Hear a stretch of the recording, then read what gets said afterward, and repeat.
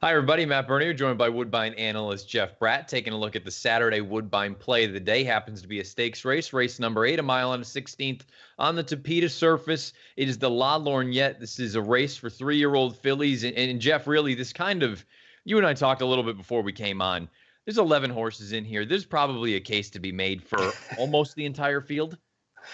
I think it's arguably the most intriguing stake race we've had all season here at Woodbine. You can make a strong case for a bunch, and we have question marks about a whole bunch as well.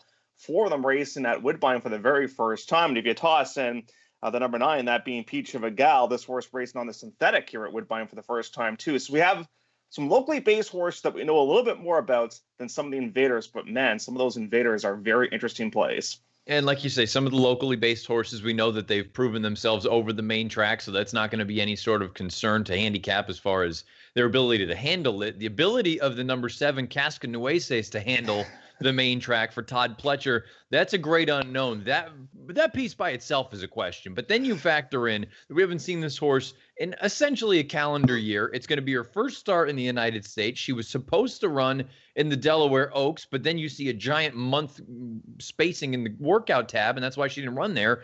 I mean, do you have any sort of feel for a horse like this, or do you want to wait and see what the tote board says? I'm going to try and beat her in here just because, who knows about the surface too?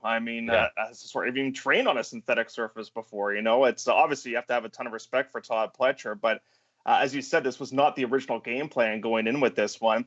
And I think too, hindsight being as it is, I think this race has come up a lot tougher than what people probably thought it was going to be when the condition book came out. Mark Casse has a few in here, and the horse that you're interested in, I think, has a big chance in here. Tell us a little bit about the 2, Shamrock Rose. So Shamrock Rose found a real easy spot last time out down at Presque Isle, and that was for Pennsylvania bred. She won as expected, won by about 10 lengths. But the thing that I really like about her is her record on the synthetic. She really does like this surface, and she wasn't doing all that badly during the springtime at Aqueduct. She ran okay races there. Just to me, I have question marks about some of the others. I think she's sitting on a really big race here today, or I should say on Saturday.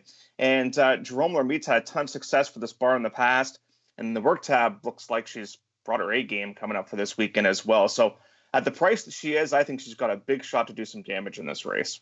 Yeah, I agree 100%. You see that her only loss on synthetic came to Wonder Godot, and nobody's going to hold that against her. I think she's very live in here, and to me, she's actually one of the more intriguing runners. Forget about of the Cassie crew. I think just in general, I think Shamrock Rose is very interesting. I'm curious in your thoughts about the horse that I'm interested in. That's the 4-horse Miss Sienna coming in for Graham Motion. I'm familiar with this filly from Southern California. She was wider than wide in the honeymoon 2 starts back. That was her stateside debut. I basically wanted to give her the benefit of the doubt. And then they tried the San Clemente, and for one reason or another, it didn't work. She was relatively close to the pace and just kind of fell apart at the end. That was with blinkers on. The blinkers come off. She's been gone since then. That was when she was with Phil D'Amato. Now she's with Graham Motion.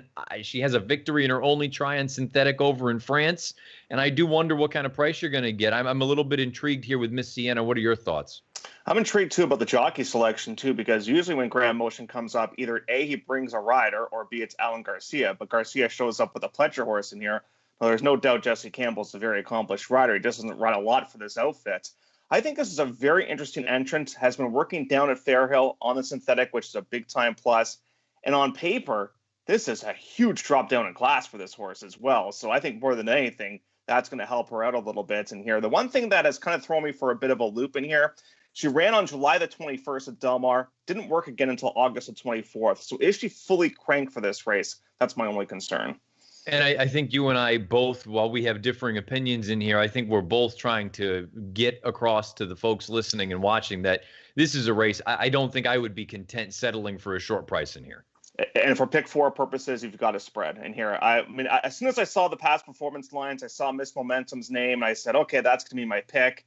But then the last race was so bad after a really big race. There's gaps in the work tab. She's probably going to be overbet in here. That's why I'm looking for a bit of a price in this race. Really fun race on Saturday, the Woodbine play of the day, race number 8, the La Lorgnette. Jeff and I are going to take a couple of shots in here. Jeff likes a horse that I like quite a bit as well, the number 2, Shamrock Rose. I'm going to take a little shot here with the number 4, Miss Sienna. It's a wide open race. It's a fun race on the main track. Scheduled post time for race number 8 on Saturday. The Woodbine play of the day is 4:55 Eastern. Best of luck.